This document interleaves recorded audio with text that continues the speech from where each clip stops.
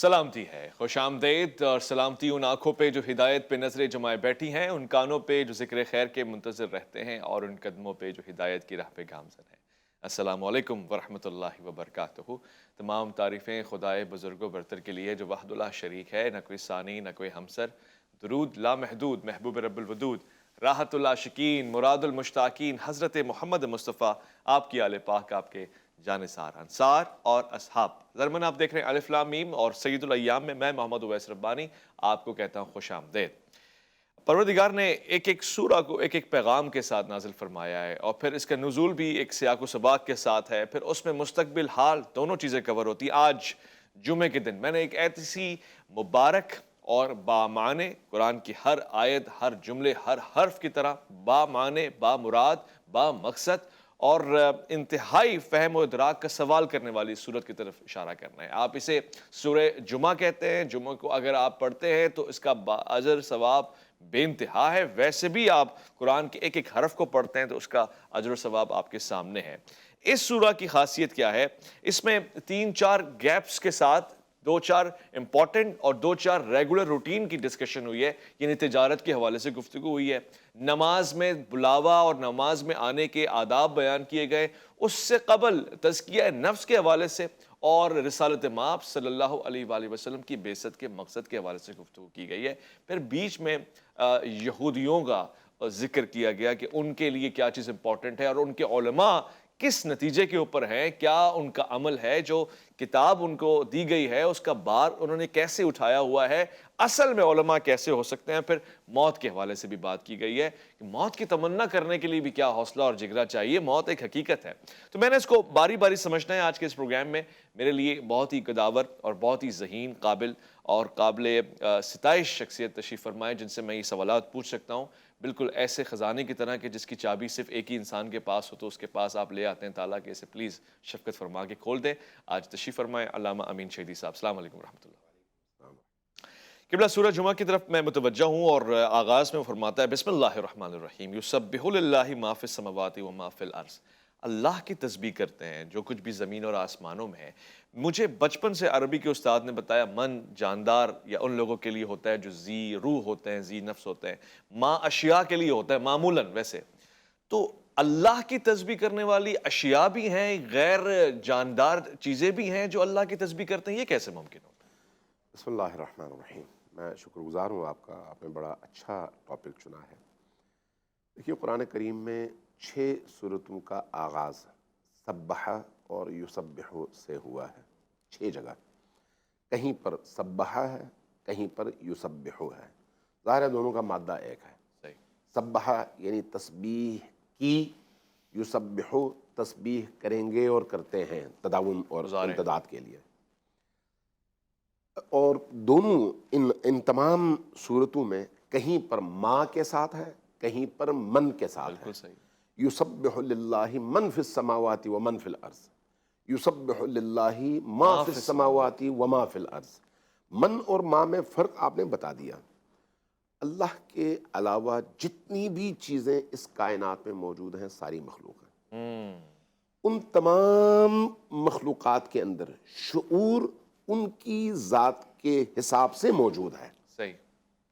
یعنی انسانی شعور اور ہے، حیوانی شعور اور ہے، باقی فرض کریں پہاڑ کا، زمین کا، درخت کا شعور اور ہے، شیشے کا شعور اور ہے، چونکہ یہ ساری مخلوقات ہیں، لیکن ہیں سب میں شعور۔ یہ جو ماں ہے، اس ماں کا مطلب ہی یہی ہے کہ جو کچھ بھی اس عالم میں موجود ہے غیر اللہ، سب میں شعور موجود ہے، اور جس میں شعور موجود ہے وہ تکوینی طور پر اللہ کی حمد و ثنا میں مصروف ہے۔ خود اس کا وجود اللہ کی حمد و ثنا ہے، خود اس کا وجود۔ کیا کہنا ہے؟ وہ جو چل پھرنے والا جاندار ہے، وہ زبان سے کہے یا نہ کہے، اس کا خود چلنا پھرنا اللہ کی تسبیح ہے۔ کیوں؟ اس لیے کہ وہ اللہ کی تخلیق کا منہ بولتا ثبوت ہے۔ واہ سبحان اللہ۔ لہٰذا جو چیزیں شعور رکھتی ہیں، دوسرے لفظوں میں جان رکھتی ہیں، اور جو چیزیں متحرک نہیں ہیں، جان نہیں رکھتی، بے روح ہیں، دونوں اس دائرے میں شامل ہیں تسبیح خدا میں۔ ادراک کی نوعیت کا فرق ضرور ہو سکتا ہے، تسبیح کی نوعیت کا فرق ضرور ہو سکتا ہے۔ مثلا انسان جب تسبیح کرے گا شعور کے ساتھ کرے گا، ارادے کے ساتھ کرے گا، کہے گا اللہ اکبر، الحمدللہ، سبحان اللہ، لا الہ الا اللہ، یہ انسان کی تسبیح ہے، اور یہ تسبیح اس کو تعلیم دی گئی ہے اللہ کی طرف سے. صحیح. لیکن جب کوئی جانور تسبیح پڑھے گا تو وہ یہ جملے نہیں ادا کرے گا. لیکن جب آپ خود نبی کریم اور آل نبی علیہ الصلوۃ والسلام سے منقول روایات دیکھتے ہیں تو وہ روایات بتاتی ہیں کہ کتا اگر بھونکتا ہے تو اس کے بھونکنے میں بھی اللہ کی تسبیح موجود ہے. اللہ اکبر. اگر چڑیا چہکتی ہے تو اس چڑیا کے چہکنے میں بھی اللہ کی تسبیح موجود ہے. اس لیے بعض روایات خصوصاً شیخ صدوق کی خصال اور بعض دیگر کتابوں کے اندر ان تمام جانوروں کی جو آوازیں ہیں ان آوازوں کے پیچھے جو معنی اور مفہوم وہ جانور وہ پرندہ ادا کر رہا ہوتا ہے اس کا تذکرہ کیا گیا ہے کہ فلان پرندہ جب چہچہاتا ہے تو اس کے اس چہچہانے میں وہ کون سا ذکر ہے جو وہ بول رہا ہے اپنے رب سے، لیکن اپنی زبان میں بول رہا ہے. آپ اس کو چونکہ نہیں سمجھتے اس لیے آپ کے لیے وہ بے معنی ہے. اسی طرح سے جیسے ایک انگریز کے لیے عربی کا جملہ بے معنی ہے، اس کو سمجھ نہیں آتی، ایک عرب کے لیے یا پاکستانی کے لیے فرض کریں رشین زبان کا کوئی جملہ بے معنی ہے، اس کو سمجھ نہیں آتی. اسی طرح سے انسان کو اس حیوان کی بولی بھی چونکہ سمجھ نہیں آتی اس لیے وہ سمجھ نہیں رہا، لیکن وہ جو بول رہا ہے وہ اللہ کے درمیان اس کے رابطہ موجود ہے، اور وہ جو کچھ بول رہا ہے وہ اللہ کے حکم سے بول رہا ہے اور اللہ کی تسبیح کر رہا ہے. سبحان اللہ، سبحان اللہ. اللہ کے حکم سے بول رہا ہے اور اس کی تسبیح کر رہا ہے.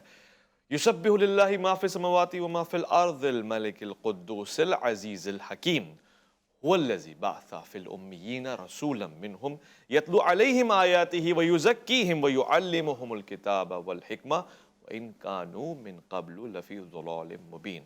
حضور والا، اللہ کے رسول کی بعثت کے کچھ مقاصد یہاں بیان کر دیے گئے، جس میں سے ایک تلاوت کلام الہی، آیات کی تلاوت، دوسرا تزکیہ نفس، اور تیسرا کتاب کی حکمت والی باتیں بتانا اور سکھانا ہو گئی. اور پھر چوتھا ایک، میں اسے کیا کہوں کہ یہ تانا ہے، تنقید ہے، یا ماضی کا حال بتایا ہے کہ ان لوگوں میں وَإِن كَانُوا مِن قَبْلُ لَفِي ضَلَالٍ میں سب کے سب ضلالت میں، گمراہی میں مبتلا تھے. اس کو ذرا بیان فرمائیں. دیکھیے اللہ تبارک و تعالیٰ نے خود اسی صورت میں 4 سے 5 مراحل میں اپنے خلقت کے اہداف کو بیان کیا ہے. سب سے پہلے تمام موجودات کے حوالے سے فرمایا کہ سب ذکر میں مصروف ہیں، چاہے ان کو پتہ ہو یا نہ ہو. انسان کے ناخن آپ کے ارادوں کے تابع تو ہیں لیکن ہر معاملے میں نہیں. اچھا. عالم آخرت میں آپ کے انہی انگلیوں کے حوالے سے، آپ کی پوسٹ کے حوالے سے، آپ کے اس کھال میں موجود بال کے حوالے سے، آپ کے ہاتھوں کے حوالے سے، پاؤں کے حوالے سے آیات کہتی ہیں نا کہ یہ ساری کی ساری اس فرد کے خلاف گواہی دے رہی ہوں گی، بول رہی ہوں گی. وہاں پر آپ کے ارادوں کے تابع نہیں ہے وہ. یہاں پر آپ کی روح اور آپ کے ارادے کے تابع ہے لیکن ہر لحاظ سے نہیں. اگر آپ نے ناخن بڑھنے سے روکنا ہو تو وہ آپ کے ارادے کے تابع نہیں ہے.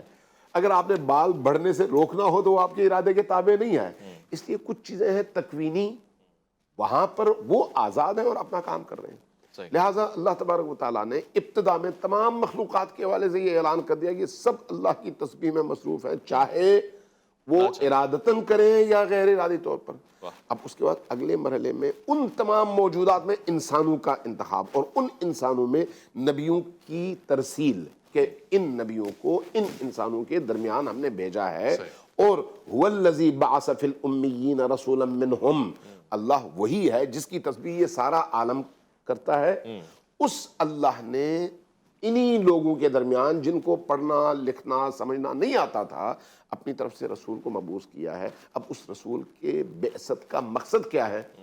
اس تاریکی سے بے شعور لوگوں کو تاریکی سے نکال کر شعور عطا کرنا. لہذا فرمایا کہ هو الذی بعث فی الامیین رسولا منہم یتلو علیہم آیاتہ ویزکیہم. اب دیکھیں کس طرح سے یہ انبیاء ان لوگوں کی تربیت کرتے ہیں. سب سے پہلے اللہ کی آیات پہنچاتے ہیں. اللہ کی آیات ان انسانوں کی فطرت کے عین مطابق ہے، چونکہ فطرت جو کچھ کہتی ہے وہی کچھ اللہ کی آیات کہتی ہیں. لہذا فطرت کی تصدیق ہے اللہ کی طرف سے آنے والی آیات. لہذا انبیاء جب آتے ہیں یا نبی کریم صلی اللہ علیہ وآلہ وسلم جب تشریف لائے تو انہوں نے جو سب سے پہلا کام کیا ان کی فطرت کو جگایا. فطرت کو کس ذریعے سے؟ یتلو علیہم آیاتہ، اللہ کی آیتوں کی تلاوت کے ذریعے سے۔ اب جب فطرت جاگے، شعور پیدا ہو کہ ہاں یہ چیز تو میرے اندر تھی، صحیح، یعنی اگر آپ کسی یہودی، عیسائی، دہریے، کسی اور سے کہیں بھئی سچ بولا کرو، سچ اچھی چیز ہے، سچ بولنا، جھوٹ سے اجتناب کرو، جھوٹ ظلم ہے، تو وہ کیا کہتا ہے؟ بات تو صحیح ہے، میں بھی مانتا ہوں، اگرچہ اس نے کتاب نہیں پڑھی، اگرچہ وہ کسی خدا پر یقین نہیں رکھتا، صحیح، لیکن یہ اس کے اندر کی آواز ہے۔ صحیح، یہ جو آیتیں بتا رہی ہیں کہ جب نبی کریم تشریف لاتے ہیں اور انسانوں کو مخاطب کرتے ہیں تو ان کو آیتیں سناتے ہیں۔ آیتیں کیوں سناتے ہیں؟ ان کی فطرت کو زندہ کرنے کے لیے۔ وہ انسان پھر فوراً جواب دیتے ہیں ہاں یہ بات میری فطرت کے عین مطابق ہے۔ صحیح، تو آیات گویا ان کے شعور کو بلند کرنے اور جگانے کا ذریعہ ہے۔ یتلو علیہم آیاتہ، جب شعور جاگے اور اس کو یہ معلوم ہو کہ ہاں یہ سچ ہے، یہ جھوٹ ہے، یہ حق ہے، یہ باطل ہے، تو وہ انتخاب کس کا کرے گا؟ حق اور سچ کا۔ جب وہ حق اور سچ کا انتخاب کرے گا تو اس کی تطہیر شروع ہو جائے گی، تزکیہ شروع ہو جائے گا۔ یزکیہم، آیات کی تلاوت، اور ان آیات کی تلاوت کے ذریعے سے جو شعور اس کے اندر بیدار ہوا، اس شعور کے نتیجے میں ان کا تزکیہ، یزکیہم۔ اور پھر یہ ذہن میں رکھیں، یزکیہم جو ہے، میں اس پر تھوڑا سا رک کے دو جملے عرض کروں کہ تزکیہ جو ہے نا، تزکیہ، آپ عربی میں اگر دیکھیں تو کسی جانور کو ذبح کرنے کو عربی میں تزکیہ کہتے ہیں۔ اچھا، یعنی آپ اگر کسی ذبح شدہ جانور کا گوشت لینا چاہیں تو آپ کہتے ہیں مزکا، یعنی اس کو ذبح کیا گیا ہے، اس کے اندر کی نجاست کو نکال دیا گیا ہے، اب وہ پاک ہے۔ اس لیے یہاں پر تزکیے سے مراد یہ ہے کہ ہر انسان کے اندر وہ جو پہلے کی جاہلیت، تاریکی اور خدا سے بے خبری کی نجاست موجود تھی، اس دعوت حق نے اور اللہ تبارک و تعالیٰ کے کلام نے اس کو شعور بخش کر تزکیے کا دروازہ کھول دیا۔ جب تزکیے کا دروازہ کھول دیا تو اس کے اندر کی نجاست اب آہستہ آہستہ ختم ہو رہی ہے۔ جیسے جیسے برتن پاک ہوتا چلا جائے ویسے ویسے حکمت اس برتن میں بڑھتا چلا جاتا ہے۔ اس لیے جب انسان مزکا ہو جائے، پاکیزہ ہو جائے، تو پھر اس کو حکمت عطا ہوتی ہے، اس برتن کے اندر جہالت کی جگہ نور لے لیتا ہے۔ یزکیہم ویعلمہم الکتاب والحکمہ۔ اب جب اس خالی برتن میں جو پاک ہوا اس میں علم آیا تو علم کے ساتھ حکمت بھی آ گئی۔ بھائی کیا خوبصورت بات ہے، علم آیا، علم کے ساتھ حکمت بھی آ گئی۔ مزید اس پہ استفسار کریں گے کہ کیا ان تمام لوگوں کو اللہ کے رسول نے علم اور حکمت بانٹ دی، سب معلم اور حکیم ہو گئے، یا اس میں بھی کوئی تکوینی عمل ہے اور کوئی ترتیب بیان ہے؟ ایک مختصر وقفہ الف لام میم میں خواتین حضرات آپ کا انتظار۔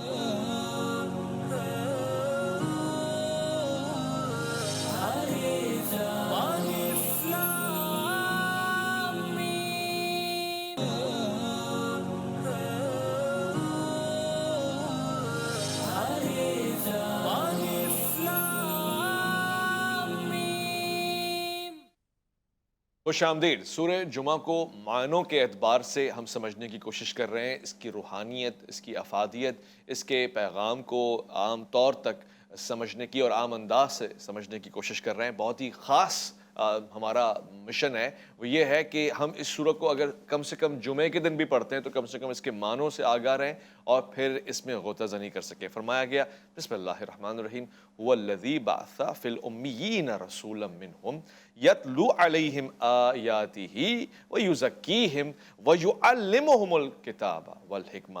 علامہ صاحب، میں اس منزل سے آسانی سے گزرنے نہیں دوں گا، میں مزاحم کروں گا آپ کو۔ یہ مجھے سمجھ میں آتا ہے کہ بلکہ اس وقت حضرت سلیمان علیہ السلام کے دربار میں ایک شخص جس کو کتاب کا تھوڑا سا علم تھا، من کا جملہ استعمال ہوا، وہ تو اتنے کمالات دکھا رہا تھا۔ یہاں پہ تو یعلمہم الکتاب والحکمہ، کتاب اور حکمت دونوں سکھائی جا رہی ہیں، تو کیا مراد دی جا رہی کہ اصحاب پیغمبر کو وہ علم عطا ہو رہا ہے؟ دیکھیے، اس کا تعلق کسی خاص گروہ سے نہیں ہے، چونکہ قرآن کریم کا نزول اگرچہ نبی کریم پر ہے لیکن اس کا خطاب کس سے ہے؟ بنی نوع بشر سے۔ تا قیام قیامت جو بھی انسان تربیت اور تزکیے کے ان مراحل سے گزرے گا، نبی کریم کے دور میں ہوگا تب بھی، بعد میں ہوگا تب بھی، مخصوص نہیں ہے کہ اس دور میں ہوگا اس دور میں نہیں ہوگا، تمام انسانوں کو یہ فائدہ ہوگا، نمبر ایک۔ نمبر دو، جتنا جس کا ظرف ہوگا اتنا اس کو فائدہ ہوگا، دو۔ تیسری بات، جتنا جن کا ظرف بڑا ہوگا معرفت کی قبولیت کے لیے ان کو اتنا زیادہ فائدہ ہوگا۔ صحیح۔ لہٰذا نہ انبیاء برابر ہیں چونکہ ان میں بھی بڑے چھوٹے موجود ہیں، افضل اور مفضول موجود ہیں، تلک الرسل فضلنا بعضهم علی بعض، ٹھیک اسی طرح سے باقی تمام اولیاء، صدیقین، شہداء، اصحاب، صالحین، سارے کے سارے برابر کوئی نہیں ہے، ان کے درمیان درجہ بندی ہے۔ درجہ بندی کس لحاظ سے ہے؟ عقل کے لحاظ سے، فہم کے لحاظ سے، تقویٰ کے لحاظ سے، تزکیے کے لحاظ سے، معرفت کے لحاظ سے۔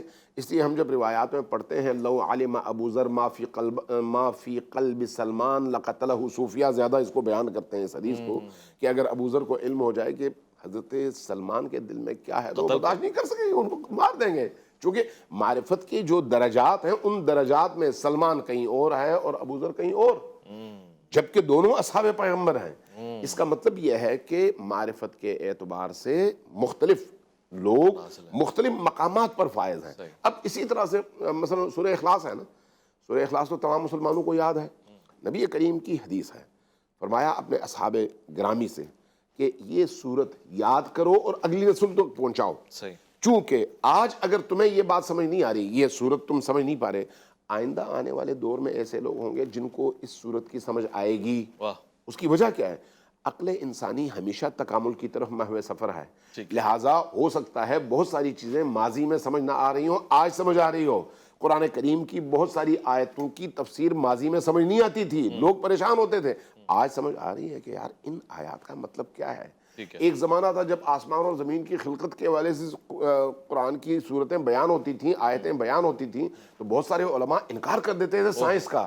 آج بہت سارے ایسے سائنسی اصول جو قرآن کے سامنے جب رکھے گئے تو قرآن کے ان آیات کی سائنس اور آج کے علم نے بھی تصدیق کر دی، تو پھر سمجھ آئی کہ ہاں قرآن تو تب یہ بات کر رہا تھا۔ اس کا مطلب یہ نہیں ہے کہ قرآن کو سائنسی ایجادات کے ذریعے سے ثابت کرنا ضروری ہے، نہیں، سائنس انکار کرے یا اقرار، قرآن اپنی جگہ ایک حقیقت ہے، لیکن انسانی علم جیسے جیسے ارتقا پاتا چلا جائے گا ویسے ویسے قرآن سے اس کی ہم آہنگی آپ کے سامنے آتی چلی جائے گی۔ بہترین ہو گیا۔ اچھا، آتی چلی جائے گی کے ساتھ آنے والے لوگوں کے لیے بھی کیا حکم ہے؟ وَآخَرِينَ مِنْهُمْ لَمَّا يَلْحَقُ بِهِمْ وَهُوَ الْعَزِيزُ الْحَكِيمُ، جیسے کہ آپ فرما رہے ہیں کہ اس دور ہی کے لیے نہیں مقید بلکہ آنے والے لوگوں کے لیے بھی اس میں حکمت ہے اور پروردگار نے شفقت فرمائی ہے۔ ذَلِكَ فَضْلُ اللَّهِ يُؤْتِيهِ مَن يَشَاءُ وَاللَّهُ ذُو الْفَضْلِ الْعَظِيمِ۔ اب جس پیرائے پہ میں آنا چاہ رہا ہوں کم وقت میں، وہی اس کا دوسرا حصہ ہے۔ یہ علماء کے حوالے سے گفتگو ہو رہی، مگر کون سے؟ مَثَلُ الَّذِينَ حُمِّلُوا التَّوْرَاةَ ثُمَّ لَمْ يَحْمِلُوهَا كَمَثَلِ الْحِمَارِ يَحْمِلُ أَسْفَارًا بِئْسَ مَثَلُ الْقَوْمِ الَّذِينَ كَذَّبُوا بِآيَاتِ اللَّهِ وَاللَّهُ لَا يَهْدِي الْقَوْمَ الظَّالِمِينَ۔ یہ علماء یہود ہیں، کیوں ان کو اس طرح کی مثالوں میں یاد کیا جا رہا ہے؟ کیا وجہ ہے؟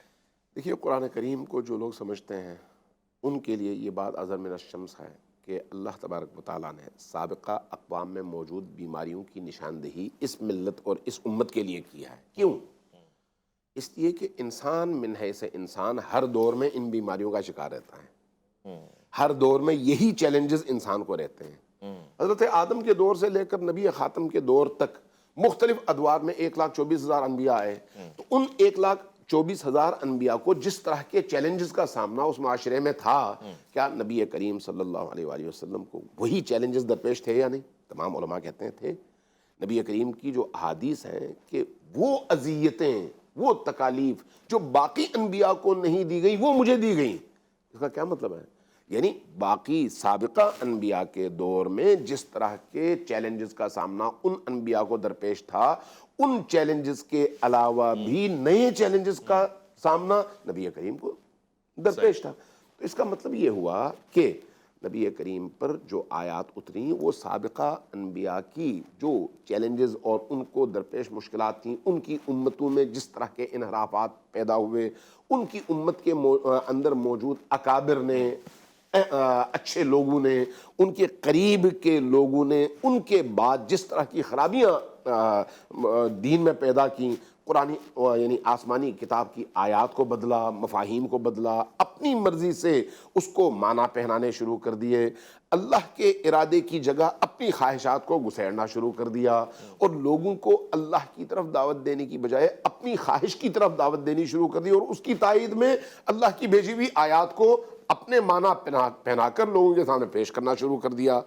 تھے تو وہ انہی انبیاء کے پیروکار, صحیح, کافر نہیں تھے, مشرک نہیں تھے, انہی انبیاء کے پیروکار تھے, لیکن دنیا کی خواہش اور طمع, لالچ, اقتدار, شہرت اور بہت ساری ایسی بیماریاں, انہوں نے ان کو گمراہ کیا.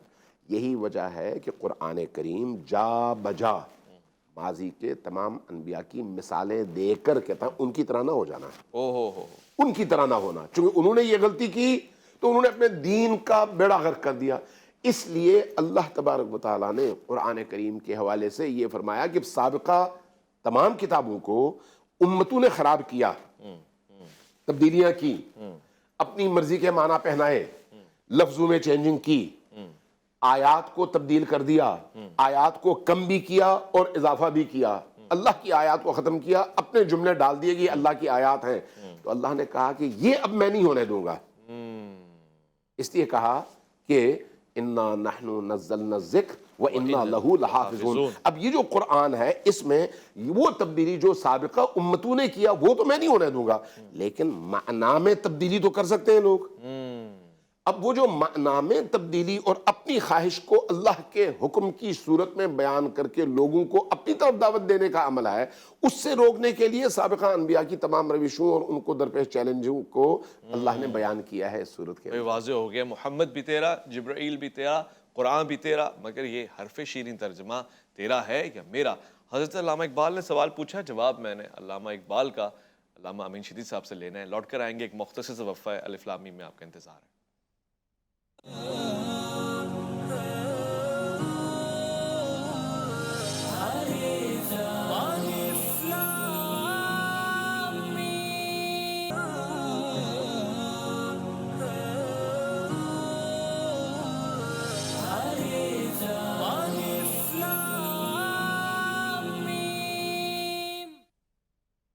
خواتین و حضرات, عزیزان من, میں حیران ہوں. علماء کی ایک عزت ہے, بلکہ ہم سب سے زیادہ عزت ہے اس شخص کی جو عالم ہے. قرآن نے کہا کہ جو جانتا ہے اور جو نہیں جانتا وہ برابر نہیں ہو سکتے, بلکہ اعمیٰ یعنی تشبیہ بھی دی ہے ان نارمل سینسز کا استعمال کرنے والے سے کہ دونوں برابر نہیں ہو سکتے. پھر اس کے باوجود وہ جو علماء یہود ہیں ان کو کبھی وہ گدھا کہہ رہا ہے اور ان پہ لدی ہوئی کتابوں کا وہ اس طرح سے تمثیل بیان کر رہا ہے کہ آپ حیران ہو جائیں گے. یہ حصہ تو عالم دین کے ہی بیان کرنا تھا اور انہوں نے کر دیا. انہوں نے بتایا کہ کیا ہوا, کن چیزوں کے ساتھ چھیڑ چھاڑ کی. مزید ایک چیلنج بھی دے رہا ہے اور اس چیلنج کو میں آپ کے سامنے بیان کرنا چاہتا ہوں. پھر علامہ صاحب سے پوچھیں گے, قل یا ایھا الذین ھادوا ان زعمتم انکم اولیاء للہ من دون الناس فتمنوا الموت ان کنتم صادقین. اگر تم اہل کتاب ان سے کہہ دو کہ اگر تم اللہ کے حبیب, ولی, اولیاء ہو لوگوں کے علاوہ تو موت کی تمنا کرو. علامہ صاحب, یہ موت کی تمنا کرنے سے کیا ہوگا؟ یعنی عام آدمی بھی موت سے ڈرتا ہے, تو کیا اہل ایمان موت سے نہیں ڈرتے؟ اس کو ذرا وضاحت سے. دیکھیے, یہ قرآنی آیت کب اتری ہے؟ نبی کریم کی بعثت کے بعد. جی, خطاب کس سے ہے؟ سابقہ امتوں کی بات ہو رہی ہے. ہاں, ٹھیک ہے, ہاں, اس کا مطلب یہ ہے کہ ان کا تذکرہ کر کے ہمیں متوجہ کیا جا رہا ہے. او ہو, تذکرہ ان کا ہے, مخاطب مسلمان ہیں اور اس دور کے وہ لوگ ہیں جو حقیقت کو جاننے کے باوجود اس میں انحراف کا شکار ہو جاتے ہیں. حقیقت کو جاننے کے باوجود اب ان کے پاس کتاب تو ہے, لیکن کتاب میں جو کچھ لکھا ہے اس کے برعکس عمل کرتے ہیں. اب اس کی مثال اس لیے اللہ نے دی کہ یہ تو یحمل اسفارا ہیں, ان کے کندھوں پر کتاب ہے, سر پر کتاب ہے, قرآن اپنے سروں پر اٹھاتے ہیں, جیسے آج ہم کرتے ہیں اپنی بیٹیوں کی شادی میں قرآن کے سائے سے بیٹی کو گزارتے ہیں, اللہ اکبر, اس لیے کہ وہ تبرک ہے. لیکن اسی محفل میں تمام وہ انحراف اور اللہ کی نافرمانیاں ہوتی ہیں جن سے اللہ نے روکا ہوا ہے. حقیقت ہے. ہوتا ہے یعنی یہ جو ہوتا ہے یہ کیا ہے؟ کتاب نے تو منع کیا ہے, آپ نے کتاب اپنے سر پہ اٹھا لیا, قرآن کو اپنے سر پہ اٹھا لیا, لیکن قرآن کے سائے میں ہر وہ کام کیا جس سے قرآن نے منع کیا ہے. اس کی مثال کیا ہے؟ وہ گدھا جس کے اوپر قرآن کو لاد دیا گیا ہو, کتاب کو لاد دیا گیا ہو. لہٰذا یہ جو کیفیت ہے, اس کیفیت میں جو لوگ یہ کام کرتے ہیں اس کے باوجود وہ کہتے ہیں نہیں, ہمیں تو اللہ نے یہ توفیق دی ہے, ہم تو دیکھو نا اللہ اگر چاہتا تو ہمیں یہ کر دیتا، وہ کر دیتا. اللہ نے دولت بھی دی، شہرت بھی دی، محبوبیت بھی دی. لوگ ہمارا احترام کرتے ہیں، لوگ ہمارا ہاتھ چومتے ہیں، لوگ ہمارے در پہ آتے ہیں، لوگ ہمارے ہاں آ کے زانویہ تلمذ خم کرتے ہیں، اتنا احترام کرتے ہیں. تو اس کا مطلب یہ ہے کہ میں اللہ کا پسندیدہ ہوں. یعنی اللہ کی کتاب سے انحراف بھی کرتے ہیں اور اللہ کے حکم کی جگہ وہ کام کرتے ہیں جس سے اللہ ناراض ہو، پھر اس کو اللہ کے کھاتے میں ڈال کے اپنے آپ کو محبوب خدا بھی بناتے ہیں. صحیح. یہاں پر اللہ چیلنج کرتا ہے تم اگر اتنے اپنے زعم میں درست ہو تو موت کی تمنا کرو. کیوں؟ اس لیے کہ یہ جو موت کی تمنا ہے یہ کیا ہے اصل میں؟ اللہ سے ملاقات. اللہ سے جب ملاقات ہوگی تو انسان کا ضمیر تو مطمئن ہے نا کہ بھئی میں نے اللہ سے ملنا ہے. تو اگر میرے ضمیر پر میرے اعمال کا بوجھ ہے تو میں بھاگوں گا. صحیح. لیکن اگر میرے اعمال میری اس اندر کی پاکیزگی کی گواہی دیں اور مجھے یقین ہو کہ جو کچھ میں نے کیا ہے وہ اللہ کے حکم کے عین مطابق ہے، تو میرے لیے وہ موت اس دنیا کی تمام تر آزمائشوں سے نجات اور ایک ابدی پاکیزہ روحانی معنوی لذتوں سے بھری ہوئی زندگی کا آغاز ہے. تو انسان اس زندگی کو ترجیح دے گا یا اس موت کو؟ اس موت. ان اللہ اشترى من المؤمنین انفسهم واموالهم بان لهم الجنہ. یہ قرآن نے کہا ہے کہ جو شخص پاکیزہ زندگی بسر کرتا ہے، اللہ سے سودے بازی کرتا ہے، اللہ کو اپنی جان بیچتا ہے اور اللہ سے اس کی مرضی اور جنت خریدتا ہے. جو شخص اللہ سے جنت خریدتا ہے وہ خریدنے کے بعد زندہ رہنا چاہتا ہے یا مرنا چاہتا ہے؟ مرنا چاہتا ہے تاکہ اللہ کی بارگاہ میں پہنچ سکے، اس اللہ کی دی ہوئی جنت میں پہنچ سکے. لہٰذا اگر تم سچے ہو تو موت کی تمنا کر کے دیکھو. لیکن وہ لوگ موت سے بھاگیں گے، تمنا بھی نہیں کریں گے، کر نہیں سکیں گے. چونکہ موت کی تمنا کرنے کا مطلب تو ان عارضی اور محدود دنیا کی لذتوں سے جدائی ہے اور اس دنیا میں عقاب اور سختیوں کا شکار ہونا ہے. تو وہ کیوں اس دنیا کی تمنا کریں اس دنیا کی لذتوں سے نکل کر؟ یہی دنیا تو ان کی لذتوں کا سبب ہے. تو اس لیے موت کا مطلب ان تمام لذتوں کا خاتمہ ہے. وہ کبھی بھی ایسی آرزو نہیں قرآن کہہ بھی رہا ہے وَلَا يَتَمَنَّوْنَهُ أَبَدًا بِمَا قدمت ایدیہم. کر چکے ہیں، کیونکہ جو کچھ وہ کر کے بھیج چکے ہیں ان کو پتا ہے جو کچھ انہوں نے کیا وہ غلط کیا ہے. جب ان کو یہ معلوم ہے تو اب وہ انہی غلط چیزوں کے نتائج دیکھنے کے لیے وہاں کیسے جائیں گے؟ آ گئے ادھر. اس لیے کبھی بھی یہ آرزو نہیں کریں گے. کیا کہنا ہے. اچھا اس کے بعد آگے مزید بھی مراحل کے بارے میں آگاہی دے رہا ہے. واللہ علیم بالظالمین قل ان الموت الذی تفرون منہ فانہ ملاقیکم ثم تردون الی عالم الغیب. اب یہ جو پروسیس ہے کہ وہ تو تمنا ہی نہیں کر رہے موت کی، پھر بھی ان کو ڈرایا جا رہا ہے. نہیں، وہ تمنا تو نہیں کر رہے، لیکن زندگی کا پروسیس تو یہی ہے کہ کسی نے بھی یہاں پر رہنا نہیں ہے. اب کتنے دن بھاگو گے؟ اللہ نے ڈیل دے دی، جاؤ جہاں تک جانا چاہو جاؤ. نہ زمین کے حدود سے باہر نکل سکتے ہو، نہ آسمانوں سے اوپر جا سکتے ہو، نہ کہیں بچ سکتے ہو، نہ کہیں چھپ سکتے ہو.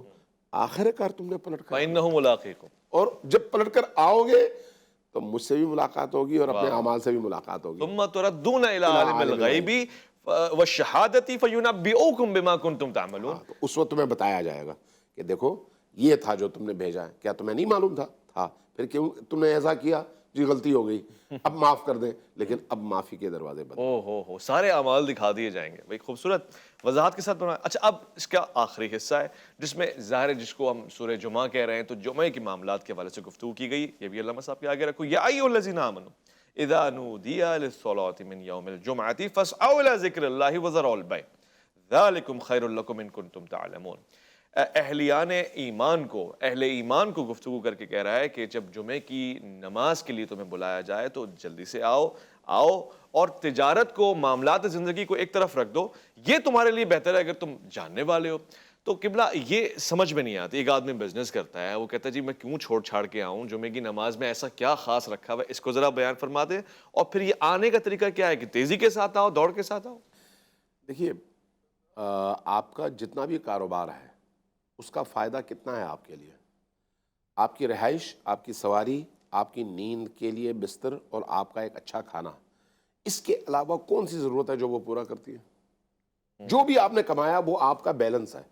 آپ نے اکاؤنٹ میں جمع تو کیا، لیکن اس سے جو آپ نے استفادہ کیا وہ یہی 3 سے 4 چیزیں ہیں.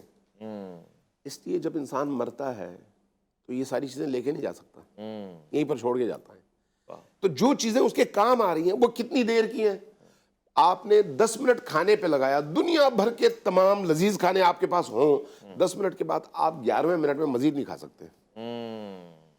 آپ میں جتنی جنسی خواہش ہو, ایک مرحلے کے بعد آپ ختم ہو جاتے ہیں. ٹھیک ہے, آپ کی جتنی خواہش ہو کہ آپ بہتر سے بہتر سواری لے لیں, ایک دفعہ آپ سوار ہوئے, آپ اس کے عادی ہو گئے, آپ کی وہ جو کشش تھی, طلب تھی, وہ پوری ہو گئی. صحیح. دنیا یہ ہے. ہو لیکن اس کی جگہ آخرت کیا ہے؟ وہ دائمی ہے. واہ واہ واہ. وہاں پر جتنی بھی نعمتیں ہیں ان کی لذت کی کوئی لمٹ نہیں ہے. یہاں پر لمٹ 10 منٹ ہے, 15 منٹ ہے, وہاں پر ان لمیٹڈ ہے. جب ان لمیٹڈ ہے تو اس ان لمیٹڈ تک پہنچنے کے لیے اس لمیٹڈ کی کچھ دیر کے لیے قربانی اللہ مانگ رہا ہے.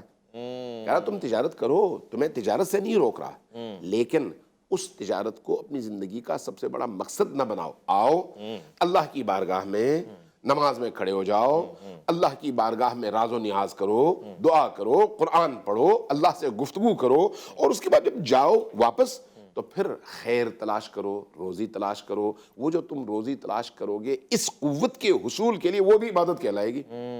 لہذا کاروبار سے منع نہیں ہے, صحیح. کاروبار سے اپنا دل اس طرح سے جوڑ کر خدا سے توڑنا اس کی ممانعت ہے. اس کی ممانعت ہے. اچھا یہ بھی بات ذرا سمجھا دیں کہ جمعے کے دن عام طور سے چھٹی ہو جاتی ہے, چھٹی کا مطلب نماز پڑھے گھر جا کے سو جائیں.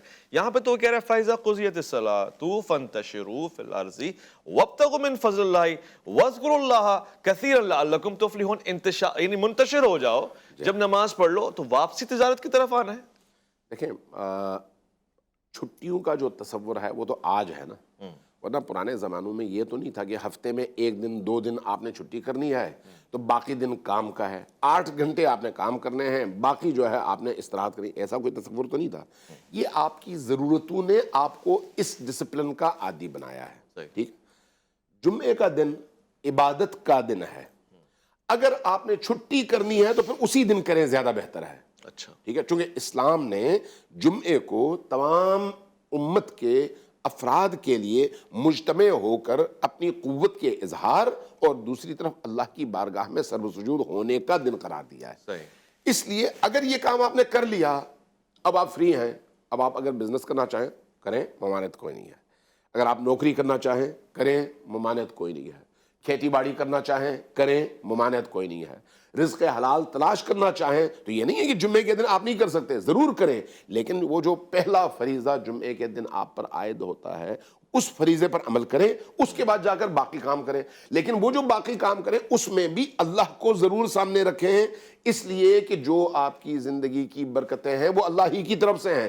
اس لیے فضل خدا کو اپنی محنتوں کے نتیجے میں معاشرے میں تلاش کریں, اللہ آپ کو پہنچا دے گا, اس لیے کہ آپ نے اللہ کی عبودیت بجا لائی ہے, اور بجا لانے کے بعد آپ نکلے ہیں رزق کی تلاش میں. اللہ تعالیٰ بہترین رزق دینے والا ہے. بہت بہت شکریہ علامہ امین شریف صاحب, آپ نے آج سورہ جمعہ کے حوالے سے جو نوادرات ہمارے سامنے رکھے ہیں, اپنے دامن کو پھیلا کے ہم نے اس کو سمیٹ لینا ہے, جمع رکھنا ہے, اور جہاں ضرورت پڑے اس کی تبلیغ بھی کرنی ہے. میں سمجھتا ہوں کہ اس میں بہت قیمتی باتیں ہیں, اور جو آپ نے جس انداز سے بیان فرمائی ہیں ہمارے لیے قابل فہم, قابل ادراک, قابل توجہ ہے.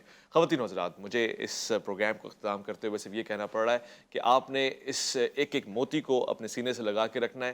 لوٹ کر آئیں گے ایک اور نشست کے ساتھ, تب تک کے لیے محمد اویس ربانی کو دیجیے گا اجازت. اویس ربانی آپ سے اجازت کا طلبگار ہے. اللہ کی امان میں.